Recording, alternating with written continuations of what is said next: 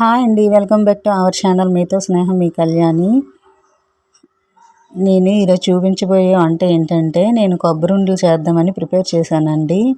కొంచెం పాకము లేతగా వచ్చింది, అంటే ఉండలు చుట్టడానికి వీలు కాలేదు. అయితే అది బాక్స్లో వేసి అలాగే ఉంచాను. పిల్లలు తింటారు కదా, గిన్నెలో వేసుకొని కొంచెం వేసి తింటారని అలా ఉంచాను. వాళ్ళు ఏం తినలేదండి. ఒక 10 days అయిపోయింది, అది అలా ఉంది.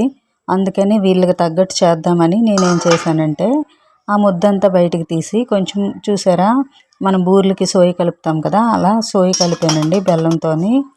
ఈ సోయి కలిపి ఆ ముద్దనేమో ఇలా ఉండలుగా చుట్టాను. చుట్టేసి ఆ సోయిలో ముంచి బూరెల్లా చేశానండి.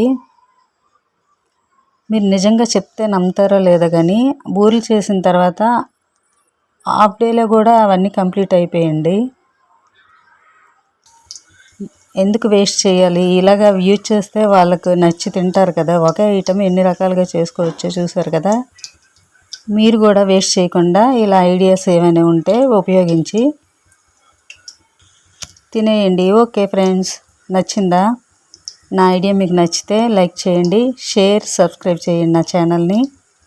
మరిన్ని ఐడియాస్తో మీ ముందుకు వస్తాను. మీరు కూడా ఇలాగే ప్రిపేర్ చేస్తూ ఉండండి. మనం చాలా కష్టపడి చేస్తే నచ్చలేదంటే మనకు చాలా బాధ అనిపిస్తుంది కదండి. లాస్ట్లో మిగిలిన సోయితో పొంగడంలా వేసాను. మన శ్రీకాకుళం జిల్లా ఫేమస్ కదా పొంగడం. కాకపోతే ఇది మైదా పిండి కొంచెం మినపరుబ్బుతో చేసిన పొంగడం అండి ఇది.